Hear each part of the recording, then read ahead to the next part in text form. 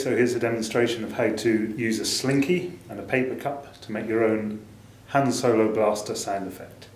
So just hold the slinky in one hand and push the cup down into the top of the slinky. Now just grab hold of one or two of the coils that are around the cup, hold on tight and let go. And there you are, there's your Han Solo Blaster sound effect.